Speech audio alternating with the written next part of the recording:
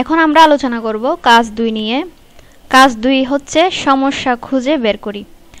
1 number কাজ হচ্ছে তোমার বন্ধুদের চিহ্নিত প্রাকৃতিক দুর্যোগ সমূহের ফলে কি কি সমস্যার সম্মুখীন হতে হয় বলে তুমি মনে করো।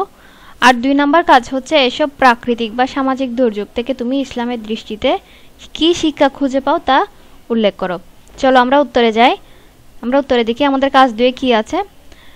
কাজ 2 সমস্যা খুঁজে বের করি। প্রাকৃতিক দুর্যোগ সমূহের ফলে সমস্যা সমূহ হচ্ছে 1 নাম্বার বসতবাড়ি ধ্বংস হয়ে যায়, 2 নাম্বার হচ্ছে খাদ্য ও পানির অভাব হয়, 3 নাম্বার হচ্ছে বিদ্যুৎ ও যোগাযোগ ব্যবস্থা ভেঙে পড়া, আর 4 নাম্বার হচ্ছে অসুস্থতা ও আহত হওয়া। এর পরবর্তী কাজ হচ্ছে এসব প্রাকৃতিক বা সামাজিক দুর্যোগ থেকে তুমি ইসলামের দৃষ্টিতে কি শিক্ষা খুঁজে পাও। এবার আমরা সেটা নিয়ে আলোচনা করব। দেখো, ইসলামের দৃষ্টিতে শিক্ষা। ইসলামের দৃষ্টিতে প্রথম শিক্ষা হচ্ছে আল্লাহর পরীক্ষা, মানে এই দুর্যোগের মাধ্যমে আল্লাহ আমাদের কাছ থেকে কি নেন, পরীক্ষা নেন। ঠিক আছে। 2 নাম্বার হচ্ছে ধৈর্য ও সহনশীলতা। দুর্যোগের সময় অবশ্যই আমাদের কষ্ট হয়, সে কষ্টের সময় আমাদের কি করা উচিত, ধৈর্য ধারণ করা উচিত, এটা।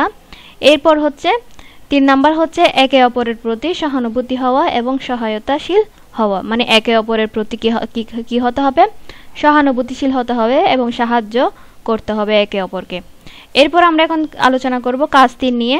কাজ 3-এ আছে সমস্যা সমাধানে ইসলামের নির্দেশনা আলোকে করণীয় নির্ধারণ। সমস্যাটা সমাধান করার জন্য ইসলামের আলোকে কি করা উচিত।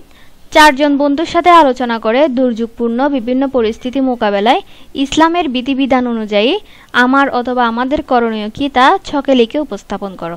তাহলে আমাদেরকে এরকম একটা ছক দেওয়া হয়েছে, এই ছকের মধ্যে কি করা হবে, উপস্থাপন করতে হবে। এখানে লিখতে হবে ইসলামের বিধিবিধান, এখানে লিখতে হবে আমার অথবা আমাদের করণীয়, আর এখানে লিখতে হবে অনুশীলনের কৌশল।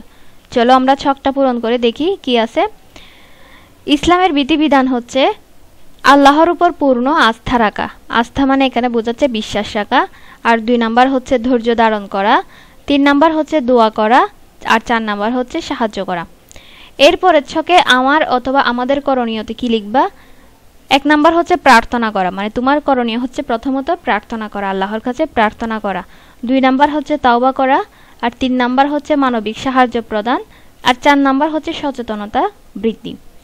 এরপর তোমাকে কি চর্চা বা অনুশীলন করতে হবে, তা হচ্ছে 1 নাম্বারে নিয়মিত সালাত আদায় করা, 2 নাম্বারে হচ্ছে কোরআন তেলাওয়াত করা, 3 নাম্বারে হচ্ছে প্রয়োজনীয় সামগ্রী বিতরণ করা, আর 4 নাম্বারে হচ্ছে দুর্যোগ মোকাবেলায় প্রশিক্ষণ গ্রহণ করা। পরবর্তী ক্লাসটি পেতে অবশ্যই চ্যানেলটি সাবস্ক্রাইব করে রাখো। খুদা হাফেজ, আসসালামু আলাইকুম।